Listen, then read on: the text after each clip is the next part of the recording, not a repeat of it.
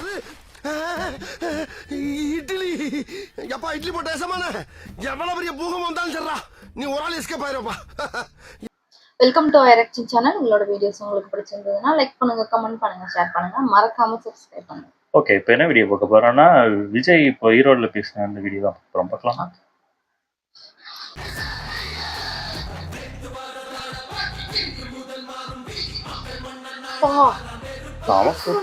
அதான் இந்த இது மாநாடு மாதிரி வைக்கிறாங்க, ரோட் ஷோ எல்லாம் சேஃபும் கூட.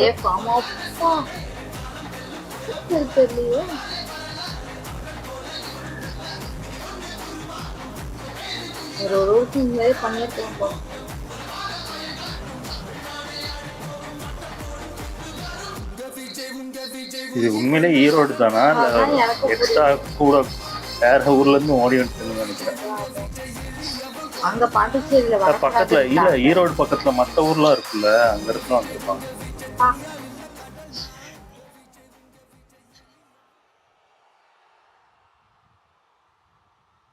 ஈரோடு பக்கத்துல பவானி இந்த ஊர்லாம் இதெல்லாம் வந்திருப்பாங்க. ஃபர்ஸ்ட் அந்த மாநாடு போட்டாங்க மதுரையில, அந்த மாதிரி மதுரையில இந்த மாதிரி இருக்கு. பாண்டிச்சேரி தான் எனக்கு தெரிஞ்சு கம்மியா இருந்துச்சு. அங்க அந்த பீப்புள் மட்டும் தான் அரசு.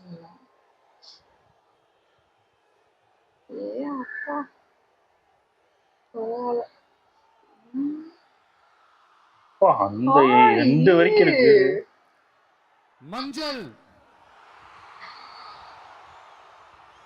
மஞ்சள் நம்ம கொடி கலர் ட்ரெஸ் தான் போட்டுருக்காங்க. ஆமா, நல்ல காரியங்கள் ஸ்டார்ட் பண்றதுக்கு முன்னாடி மஞ்சள் எடுத்து வச்சுதான் ஸ்டார்ட் பண்ணுவாங்க. நம்ம வீட்டுல கூட நம்ம அம்மா அக்கா தங்கைகள் நமக்காக நாம நல்லா இருக்கணும்ன்றதுக்காக மஞ்சள் புடவை கட்டிக்கிட்டு தான் வேண்டிக்குவாங்க. அப்படி அந்த மஞ்சள்னாலே ஒரு தனி வைப்பு தாங்க. நம்ம கொடியில கூட அந்த வைப்ரண்டான அந்த எனர்ஜெட்டிக்கான அந்த மஞ்சள் இருக்குமே, அந்த மாதிரி மங்களகரமான மஞ்சள் விளையிற பூமி தான் இந்த ஈரோடு பூமி. இங்க வந்து மஞ்சளை பத்தி பேசாம வேற எங்க போய் பேசுறது? அது மட்டும் இல்ல, இங்க ஒரு மகத்தான ஒரு மனிதரை பத்தி நம்ம பேசியே ஆகணும். இந்த ஈரோடு மண் விவசாயத்துக்கும் பேர் போன மண். இங்க நடக்கிற அந்த விவசாயத்துக்கு மிக முக்கியமான ஒரு கவசமா இருக்கிறது என்ன தெரியுமா? காளிங்கராயன் அணை, காளிங்கராயன் கால்வாய். காளிங்கராயன் அணை கட்டினதுலயும் கால்வாய் வெட்டினதுலயும் உயிரான உணர்வு பூர்வமான நிறைய விஷயங்கள் இருக்குது. அப்படி அந்த ப்ராசஸ்ல அவர் அந்த அணை கட்டும் போதும் கால்வாய் வெட்டும் போதும் ரொம்ப சோர்வடைஞ்சிட்டாராம். அப்ப அவங்க அம்மா அதை பார்த்துட்டு சொன்னாங்களாம், மகனே காளிங்கா, தயிர் வித்த காசு தாழ்வாரம் வரைக்கும் இருக்குது, மோர் வித்த காசு முகுடம் வரைக்கும் இருக்குது, அதை எடுத்துக்கிட்டு போய் அணைய கட்டியா கால்வாய வெட்டியான்னு சொல்லி தைரியம் கொடுத்தாங்களா? பெத்த அம்மா கொடுக்கிற அந்த தைரியம் இருக்கு பாருங்க, அதை தாண்டி வேற எதுவுமே கிடையாதுங்க. ஒரு மனுஷனால எதையும் சாதிச்சு காட்ட முடியும். அப்படி ஒரு தைரியத்தை தான் இப்ப நீங்க, என்னுடைய அம்மா அக்கா தங்கைகள் நண்பா நண்பிகள் தோழர்கள் எல்லாரும் எனக்கு கொடுத்திருக்கிறீங்க. அதே தைரியத்தை, அதே துணையா என் கூட நிக்கிறீங்க. இதை எப்படி நம்ம பிரிச்சு விடலாம்? இதை எப்படி நம்ம கெடுக்கலாம்? என்னெல்லாம் அவதூறுகள் நம்ம விஜய் மேல சொல்லி மக்களை நம்ப வைக்கலாம்? என்னெல்லாம் சூழ்ச்சிகள் நம்ம விஜய் மேல பண்ணி மக்களை நம்ப வைக்கலாம்? இப்படி சூழ்ச்சிகளை மட்டுமே நம்பி பொழப்ப நடத்துற சில சூழ்ச்சிக்கார கூட்டங்கள் இதை தொடர்ந்து செஞ்சுக்கிட்டு தான் இருக்கு. ஆனா அவங்களுக்கு தெரியாது இது இன்னைக்கு நேத்து வந்த உறவு இல்ல, கிட்டத்தட்ட 30-33 வருஷத்துக்கு மேல இருக்கிற உறவு. ஏன் நான் சினிமாக்கு வந்தப்போ எனக்கு வயசு 10, அப்பல இருந்தே இந்த உறவு ஸ்டார்ட் ஆகி போயிட்டு இருக்குன்னு அவங்களுக்கு தெரியாம போச்சு. அதனால என்ன பண்ணாலும், நீங்க என்ன ட்ரை பண்ணாலும், எல்லாத்தையும் விட்டுட்டு மக்களுக்காக வந்திருக்கிற இந்த விஜய மக்கள் ஒரு நாளும் கைவிட மாட்டாங்க. மக்கள் கூடவே நிக்கிறாங்க, கூடவே நிப்பாங்கன்னு அவங்களுக்கு தெரியாம போச்சு. என்னப்பா நிப்பீங்கல்ல? என்னப்பா நிப்பீங்களே?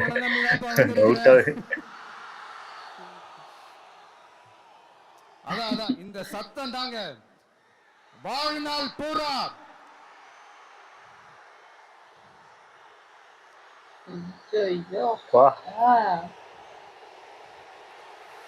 கவர்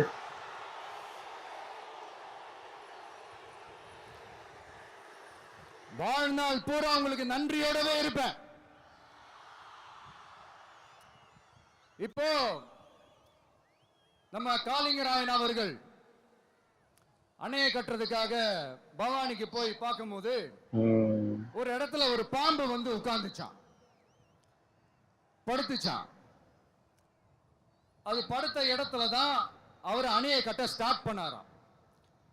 அப்புறம் அந்த பாம்பு வளைஞ்சி நெளிஞ்சி போற இடத்துல எல்லாம் கால்வாயை வெட்டினார்னு சொல்லி சில வாய்மொழி கதைகள்லாம் சொன்னாங்க. தண்ணியை சேமிச்சு வச்சு குடிக்கிறதுக்கும் விவசாயத்துக்கும். தம்பி கீழே இறங்கு, தம்பி கீழே இறங்குப்பா, ப்ளீஸ் கீழே இறங்குப்பா. இதுக்கு மேல எங்க ஏறி நிக்கிறாங்க? ஏதோ எதுலயோ ஏறி நின்றுருக்காங்க. கீழே இறங்கு, இறங்கிடுங்கப்பா. ஆமா, இது பிரச்சனையானா கேட்க மாட்டாரு. நீ இறங்கினாதான் புத்தம் கொடுப்பேன்.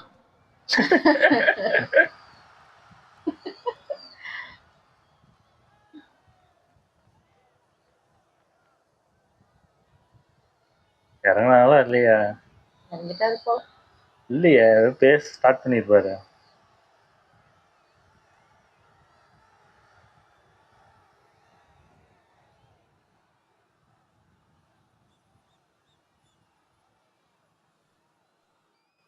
கேட்கலன்னா இதையும் கேட்க மாட்டாரு அப்படின்னுவாங்க.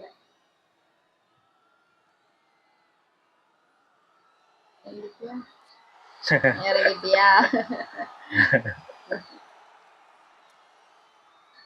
இப்படி தண்ணியை சேமிச்சு வச்சு குடிக்கிறதுக்கும் விவசாயத்துக்கும் வழி வகுக்கிறது எவ்வளவு பெரிய ஒரு நல்ல விஷயம்.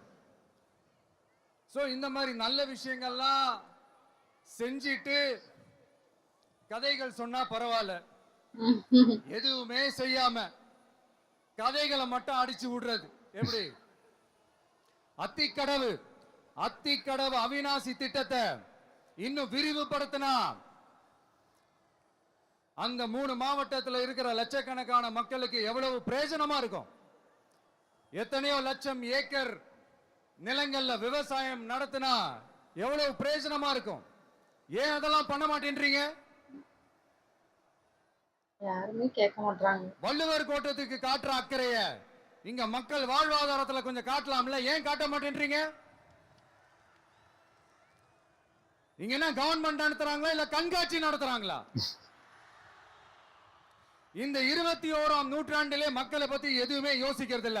ஆனா அந்த காலத்திலேயே இது எல்லாத்தையும் பத்தி யோசிச்ச மக்களை பத்தி, குடிக்கிற தண்ணியை பத்தி, விவசாயத்தை பத்தி, அணை கட்டுறதை பத்தி, கால்வாய் வெட்டுறதை பத்தி, இதெல்லாம் எங்க இருந்து? பவானியிலிருந்து நொய்யலாறு வரைக்கும் கால்வாய் வெட்டி இது எல்லாத்தையும் பத்தி யோசிச்ச காளிங்கராயன் அவர்களுக்கு கோடி கும்பிடு போட்டாலும் பார்த்தாதுங்க. இப்படி அந்த காலத்துல இருந்த ஒரு ஹீரோவை பத்தி பேசிட்டு இந்த காலத்துல, அதாவது 1920th செஞ்சுரியில இருந்த ஒரு ஹீரோவையும் பத்தி நம்ம பேசி ஆகணும்ல. ஒருத்தர் இலகிய மனம் கொண்ட ஹீரோனா இன்னொருத்தர் இரும்பு மாதிரி அயன்மேன் தான். எஸ், நம்ம ஈரோடு கடப்பாறை தான்.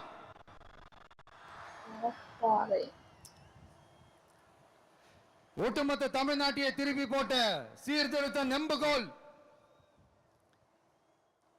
ஈரோடு மாவட்டத்தில் பிறந்த அவர்தான் இந்தியாவுக்கே இடஒதுக்கீடு சம்பந்தமான அரசியல் சட்டத்தை திருத்தறதுக்காக போராட்டம் நடத்தினவர் யாரு? நம்ம தந்தை பெரியாரு. 100 வருஷத்துக்கு முன்னாடியே வகுப்பு வாரி பிரதிநிதித்துவம் வேணும்னு கேட்டவர்.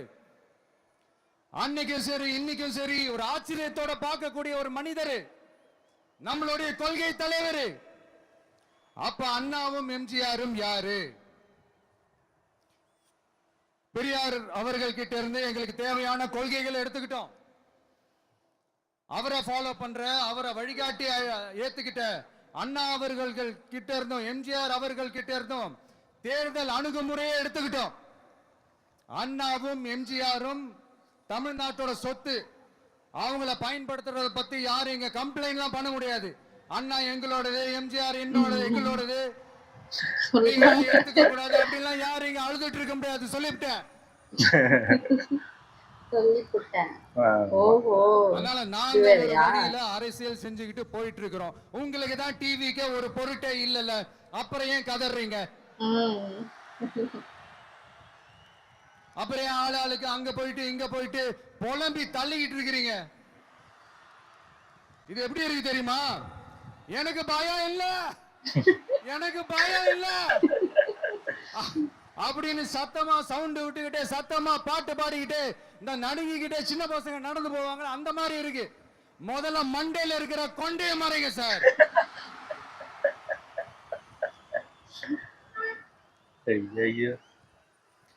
சும்மா மாறு வேஷத்துல மறு வச்சுக்கிட்டு மீடியா ஆளு, ரேடியோ ஆளுன்னு இவங்க ஆளுங்களே மாத்தி மாத்தி அனுப்பிக்கிட்டு இதெல்லாம் என்ன மக்களுக்கு தெரியாதுன்னு நினைச்சிட்டு இருக்கீங்களா?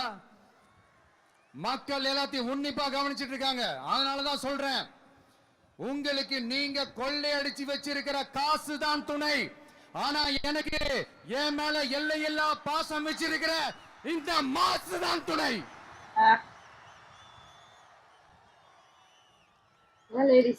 இப்படி நமக்கு துணையா இருக்கிற ஈரோடு மக்களுக்காக நான் இப்போ குரல் கொடுக்கலாம் வந்திருக்கிறேன். சரி, இப்ப விஷயத்துக்கு வருவோம்.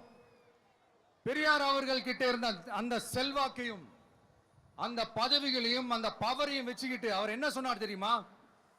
இவ்வளவு செல்வாக்கு, இவ்வளவு பதவிகள், இவ்வளவு பவர் இருந்தோம் நான் ஒரு 5 பைசா காசு சம்பாதிச்சிருப்பேனா? எனக்கோ இல்ல என் குடும்பத்துக்கோ பட்டங்கள் வேணும், பதவி வேணும்னு ஏதாவது கேட்டிருப்பேனா? இல்ல ஏதாவது லாபம் பார்த்திருப்பேனா? இல்ல எதுக்காவது ஆசைப்பட்டிருப்பேனா? ஆனா அவர் பேரை சொல்லிக்கிட்டு அவருடைய கொள்கையை ஃபாலோ பண்றதா சொல்லிக்கிட்டு இப்ப ஆட்சியில இருக்கிறவங்க என்னெல்லாம் செய்யறாங்கன்னு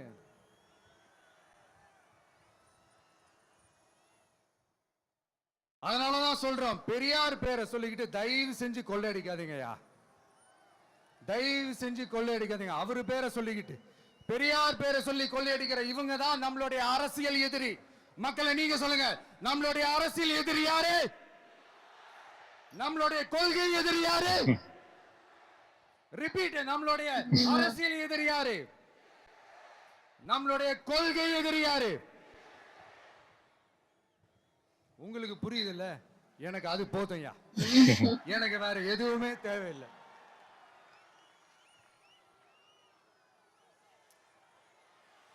அதனாலதான்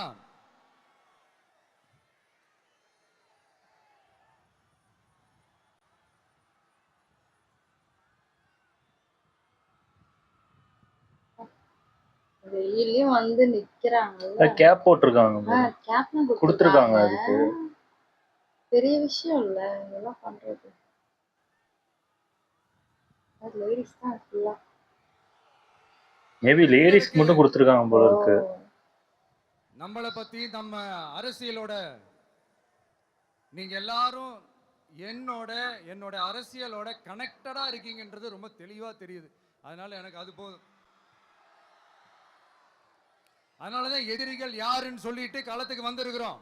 அதனால அவங்கள மட்டும் தான் எதிர்ப்போம். அதுவும் அந்த எதிரிகள் யாரு இப்போ இங்க 2026 சட்டமன்ற தேர்தலில் களத்துல இருக்கிறாங்களோ அவங்கள மட்டும் தான் எதிர்ப்போம். சும்மா களத்திலே இல்லாதவங்களையும் களத்துக்கும் அவங்களுக்கும் சம்பந்தமே இல்லாதவங்களையும் புரியுது எதிர்க்க இல்ல பாசு. நீங்க கேட்கிறீங்கன்றதுக்காக எல்லாம் எதிர்த்துட்டு இருக்க முடியாது பாசு. எங்களுக்கு நிறைய வேலை இருக்குது.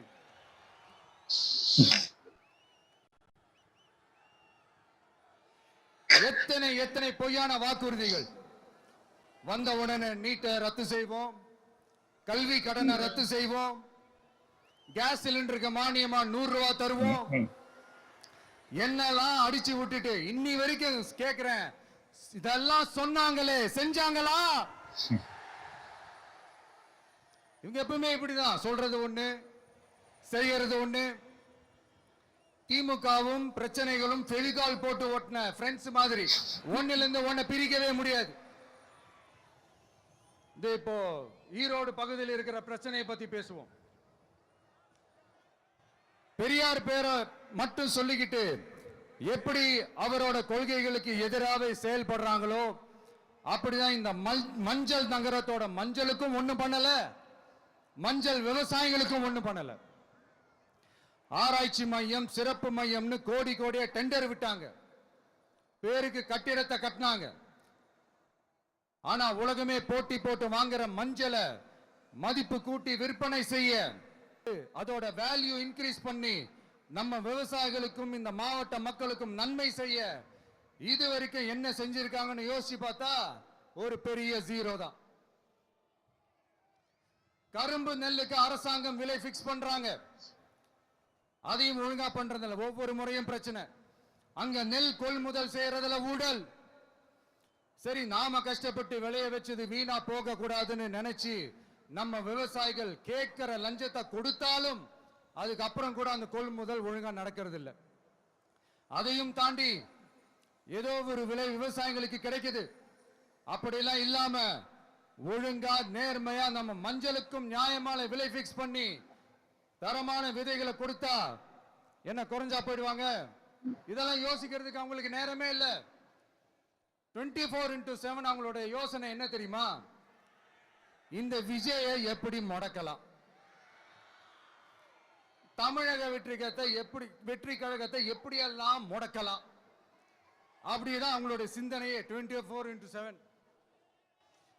எத்தனையோ வருஷத்துக்கு முன்னாடி நம்ம காளிங்கராயர் நதிகளின் இணைப்புக்கு முன்னோடியா இருந்தார்.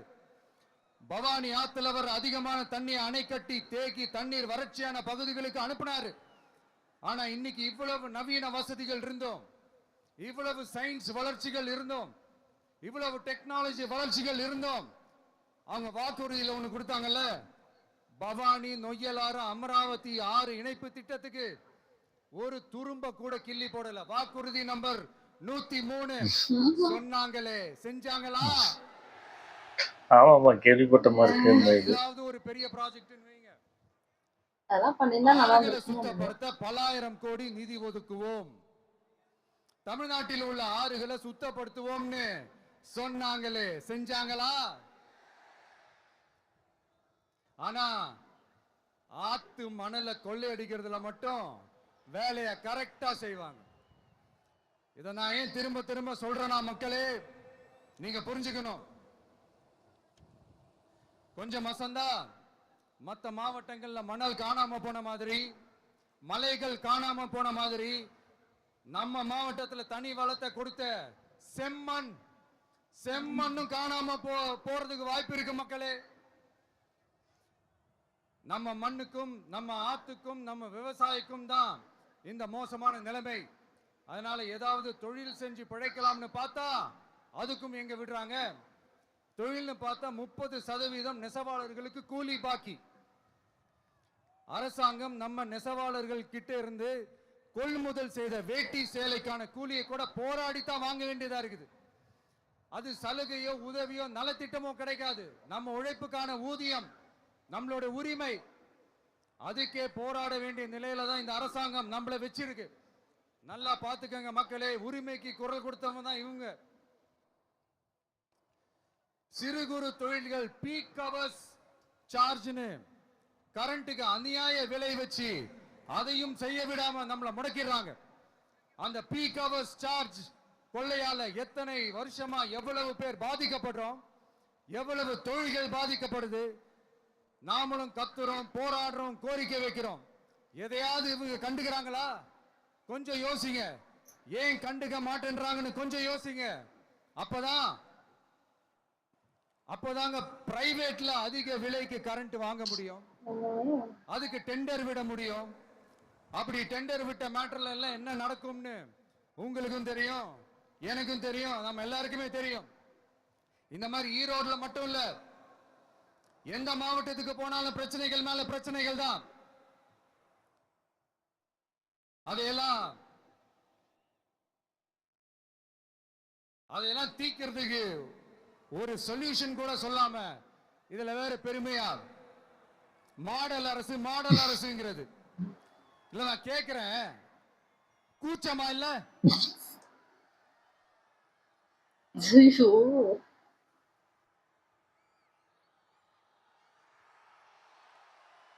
இதெல்லாம் கேட்டா அப்படியே நம்ம பக்கம் யூட்டர்ன் அடிச்சு வந்துருவாங்க. விஜய் என்ன அரசியல பேச மாட்டேன்றாரு, விஜய் என்ன சினிமா டயலாக் மாதிரி பேசுறாரு, விஜய் என்ன பஞ்ச் டயலாக் பேசுறாரு, ஆமா அத திருப்பி விட்டுறாங்க. 30 நிமிஷம் தான் பேசுறாரு. நான் எத்தனை நிமிஷம் பேசினா உங்களுக்கு என்ன? இல்ல என்ன பேசுறாங்க அத பத்தி பேச மாட்டாங்க. உங்களுக்கு என்ன சார்? செய்யலன்னு சொல்றாங்களே, அப்ப அதெல்லாம் செஞ்சீங்களா அப்படின்னு அவங்க சொல்ல வேண்டியதானே சார். ஒவ்வொரு மாவட்டத்துக்கும் போய் மக்கள் ஃபேஸ் பண்ற பிரச்சனைகளை எடுத்து பேசிட்டு இருக்கிறேன். பின்ன அது அரசியல் இல்லாம வேற எதுதான் அரசியல்? உங்களை மாதிரி தனிப்பட்ட முறையில தரக்குறைவா அசிங்கமா பேசுறதுதான் அரசியல்னா அந்த அரசியல் நமக்கு வராது. வராதுன்னா நல்லாவே வரும். உங்களை விட எனக்கு அது நல்லாவே வரும். வேணான்னு விட்டு வச்சிருக்கிறோம். அப்புறம் உங்களுக்கு நமக்கு என்ன வித்தியாசம்? சூப்பர். காஞ்சிபுரத்துல நாம பேசும்போது இந்த மாதிரி உங்களால் அமைக்கப்பட போற ஆட்சியில நம்ம ஆட்சிக்கு வந்த உடனே என்னெல்லாம் செய்ய போறோம்ன்றது சிலது சொன்னோம். அதையெல்லாம் தப்பா புரிஞ்சுக்கிட்டு இப்போ அது தரன்னு சொல்லவே இல்லை. சலுகைகளுக்கு எதிரானவன் கிடையாது. மக்களுக்கான சலுகைகளை இலவசம்னு சொல்லி அசிங்கப்படுத்துறதுல எனக்கு உடன்பாடு கிடையாது. மக்கள் காசுல மக்களுக்கு செய்யறதை எப்படி இலவசம்னு சொல்லுவீங்க?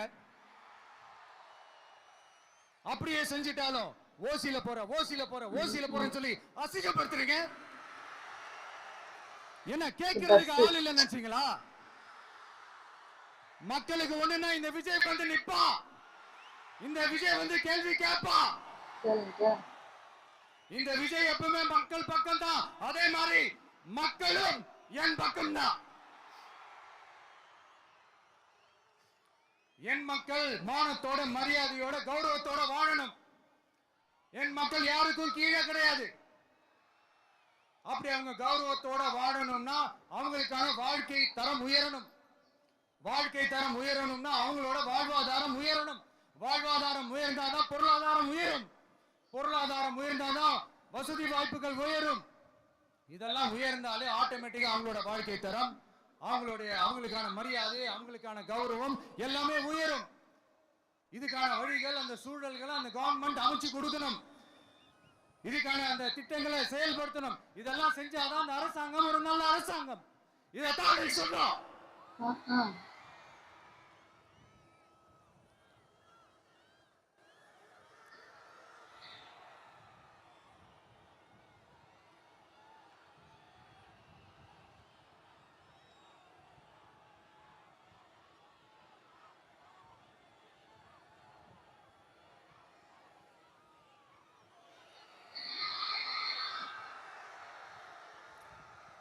இதத்தான் நீங்க சொன்னோம். உடனே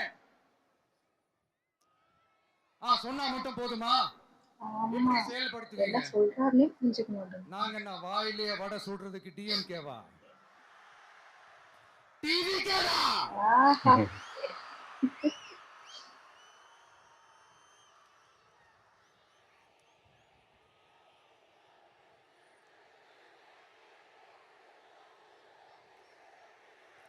எல்லாருக்கும் நிரந்தரமான ஒரு வீடு இருக்கணும்னு சொன்னோம்.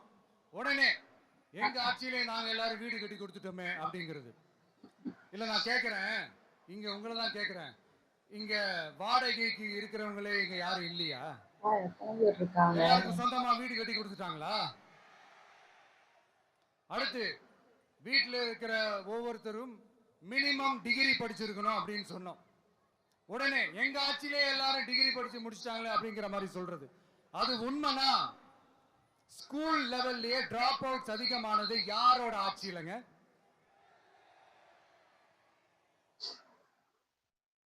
பசங்க பிள்ளைங்க யாரும் ஸ்கூல்ல சேரலன்னு சொல்லிட்டு எனக்கு தெரிஞ்சு 207 கவர்மெண்ட் ஸ்கூல்ஸ் மூடினது யாரோட ஆட்சியிலங்க? இதுல கல்வியில் சிறந்த தமிழ்நாடுன்னு டிராமா வேற. அடுத்து குடும்பத்துல ஒருத்தருக்கு நிரந்தரமான வருமானம் வரணும், வேலை வாய்ப்பு கிடைக்கணும் அப்படின்னா நாங்க கொடுக்காத வருமானமா, நாங்க கொடுக்காத வேலையா அப்படிங்கிறது. எத்தனையோ லட்சம் காலி பணியிடங்கள் நிரப்புவோம்னு வாக்குறுதி கொடுத்துட்டு ஆட்சிக்கு வந்தீங்களே, எத்தனை லட்சம் காலி பணியிடங்களை நிரப்புனீங்க? அட்லீஸ்ட் 1 லட்சம் காலி பணியிடங்களாவது நிரப்புனீங்களா? சொல்லிட்டு மக்களை ஏமாத்துறது யாரோட ஆட்சியிலங்க? அடுத்து ரொம்ப முக்கியமா, பெண்களுக்கு பாதுகாப்பு இல்ல, சட்டம் ஒழுங்கு சரியா இல்லைன்னு சொன்னா தமிழ்நாட்டில் பெண்கள் பாதுகாப்பு தான் அதிகமா இருக்குதா? நீங்க சொல்லுங்க மக்களே, பெண்கள் பாதுகாப்பு இருக்கு, சட்டம் ஒழுங்கு சரியா இருக்கு? அவங்க சொல்றது உண்மையா?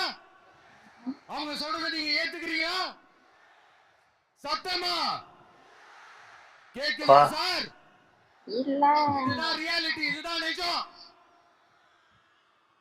நம்மளுடைய ஆட்சியில சட்டம் ஒழுங்குல சமரசமே இருக்காது. அதனாலதான் இவ்வளவு ஸ்ட்ராங்கா சொல்றோம், தைரியமா இருங்க மக்களே. இந்த மாதிரி விஷயங்கள்லாம் நம்ம மக்கள் கிட்ட எடுத்து சொன்னா உடனே இந்த இது எடுத்துட்டு வந்துருவாங்க.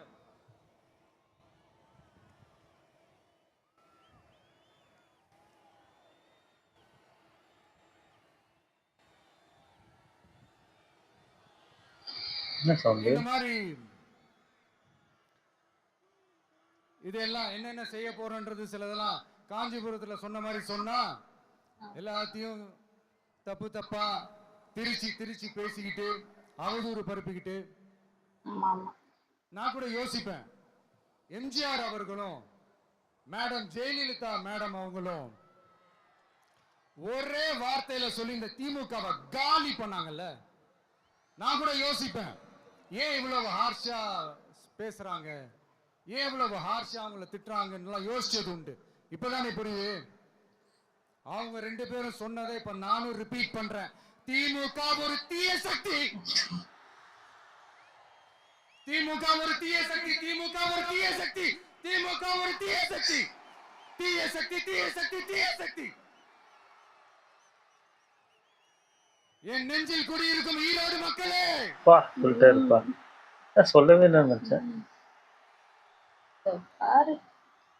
டிவிகே ஒரு தூய சக்தி. எப்படி? டிவிகே ஒரு தூய சக்தி. தூய சக்தி டிவிகேவுக்கும் தீய சக்தி டிஎம்கேவுக்கும் தான் போட்டியே.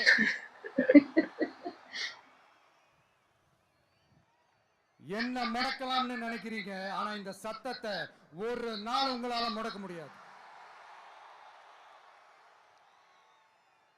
மக்கள் விரோத திமுக அரசை வீழ்த்த மக்கள் சக்தியான நம்மளால மட்டும்தான் முடியும். அண்ணன் செங்கோட்டையன் அண்ணன் அவர்கள் நம்ம கூட வந்து சேர்ந்தது நமக்கு ஒரு மிகப்பெரிய ஒரு பலம். அந்த மாதிரி செங்கோட்டையன் அண்ணன் அவர்கள் மாதிரி இன்னும் நிறைய பேர் வந்து சேர இருக்கிறாங்க. அவங்க எல்லாருக்குமே அந்த உரிய அங்கீகாரத்தை கொடுப்போம். அது மட்டும் இல்ல, அப்புறம் இன்னொரு விஷயம் சொல்ல மறந்துட்டேன். இப்ப ரீசெண்டா ஒரு இடத்துல நம்ம சிஎம் சார் அவர்கள் பேசும்போது சொன்னாங்க, என் கேரக்டரையே புரிஞ்சுக்க மாட்டேங்கிறேன். இது சினிமா டயலாக் இல்லையா, நான் ஏதாவது அப்படியா பேசினாரா? ஐயோ பார்க்கலையே. சார் பேசினா அது சினிமா டயலாக் இல்லையா, ஆமா ஆமா. சிலப்பதிகாரத்துல இருந்து எடுத்ததான் அந்த லைன். என் கேரக்டரையே புரிஞ்சுக்க மாட்டேன்றது. உங்களை எப்படிதான் சார் புரிஞ்சுக்கிறது? எந்தெந்த விஷயத்துலலாம் சார் உங்க கேரக்டர் நாங்க புரிஞ்சுக்கிறது? அதையும் நீங்களே சொல்லிட்டீங்கன்னா கொஞ்சம் நல்லா இருக்கும் சார். சட்டம் ஒழுங்குல நாடே சந்தி சிரிக்குது அதுலயா? பெண்கள் பாதுகாப்புல நாடே சந்தி சிரிக்குது அதுலயா? பொய் வாக்குறுதிகளா கொடுத்து ஏமாத்தி ஆட்சிக்கு வந்தீங்களே அதுலயா? எதுலதான் சார் உங்க கேரக்டர் நாங்க புரிஞ்சுக்கிறது? ஆனா ஒண்ணு, தமிழ்நாட்டுல ஆட்சி செய்யற நீங்களும் சரி, ஒன்றியத்துல ஆட்சி செய்யறவங்களும் சரி, நீங்க 2 பேரும் முதல்ல என்னோட கேரக்டரை புரிஞ்சுக்கணும் சார். என்னோட கேரக்டர்னு சொன்னது நம்ம மக்களோட கேரக்டர். 2026 சட்டமன்ற தேர்தலோட அந்த கேரக்டரே கொஞ்சம் வேற மாதிரி சார். அத கொஞ்சம் தயவு செஞ்சு நீங்க புரிஞ்சுக்கணும் சார். புரிஞ்சுக்கலன்னா மக்களே உங்களுக்கு புரிய வைப்பாங்க சார். கான்பிடென்டா இருங்க சார், நல்லதே நடக்கும் சார், வெற்றி நிச்சயம் சார். மீண்டும் சந்திக்கும் வரை நன்றி, வணக்கம் சார். நண்பா, நண்பிகள், இங்க எல்லாம் பார்த்தோம், எல்லாம் நல்லபடியா நடந்தது. சேஃபா சேஃபா வீட்டுக்கு போயிடுங்க. எனக்கு எல்லாத்தையும் விட நீங்க தான் எனக்கு முக்கியம். தயவு செஞ்சு சேஃப்டியா போயிட்டு வாங்க. ஒரு ஈரோடு செல்ஃபி ஒண்ணு எடுப்போமா? ஓ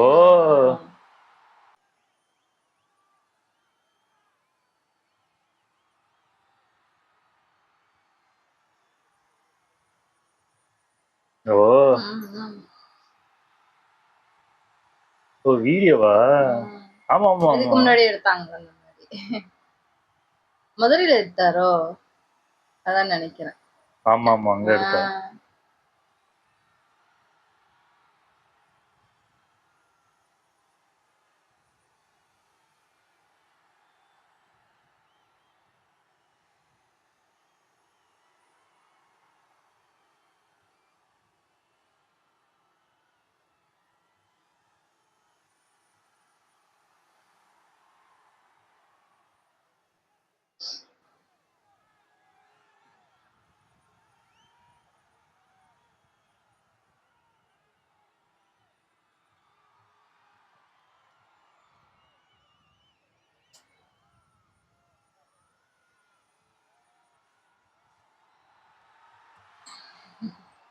ஓ அந்த செங்கோல் இது.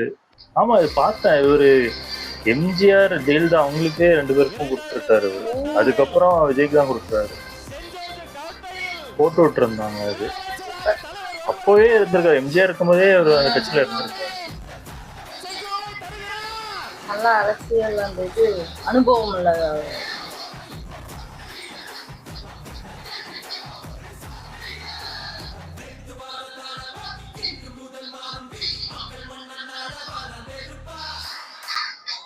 சூப்பர் நல்லா இருந்துச்சு. ஆனா பயங்கரமா அந்த வாட்டி கொஞ்சம் ரொம்ப இதாதான். ஏன்னா போன வாட்டி சொன்னது நிறைய பேர் நானுமே பார்த்தேன். நிறைய மீம் இதா இருக்கட்டும், சில பேர் இருக்கட்டும், அதாவது ஃப்ரீயா கொடுக்குறாங்கன்னு நினைச்சுக்கிட்டாங்க போல இருக்கு. இவங்களை என்ன சொல்றது, அது இது பேசுறது கூட புரிஞ்சுக்க மாட்டீங்க. இவ்வளவு தத்தியாவா இருப்பாங்க, எனக்கு அதான் புரியவே இல்லை. அதாவது அவங்க காரு வீடு வாங்குற அளவுக்கு வசதி அவங்க வாங்குற அளவுக்கு நாங்க அதுக்கு ஹெல்ப் பண்ணுவோம் மாதிரிதான் சொல்றாங்க. அதாவது வேலையெல்லாம் கொடுத்தோம்னா நீங்களே வாங்கிப்பீங்க அப்படின்னு தான் சொல்றாங்க தவிர, இதெல்லாம் நான் இலவசமா கொடுக்குறேன் நீங்க வச்சுக்கோங்கன்னு சொல்லவே இல்லை. அதை புரிஞ்சுக்காம தத்தி மாதிரியே பேசிக்கிட்டு இருக்காங்க. நான் நினைச்சேன் இவர் சொல்றத அவங்க எல்லாம் மாத்தி மாத்தி சொல்லி மக்களை இப்படிதான் புரிஞ்சுக்கிறாங்க. இவரே எக்ஸ்பிளைன் பண்ணாதான் இவங்களுக்கு ஆமா, அதான் correct ஆ explain பண்ணிட்டாரு. சூப்பர். அது பண்ணது ரொம்ப ஆமா, ஆமா, நல்லது. ஆமா. உண்மையா சூப்பரா இருந்தது ஸ்பீச். ஃபயர் தீய சக்தி தூய சக்தி தான். லாஸ்ட் தான் இன்னமும் தூய சக்தி தீய சக்தி தான்.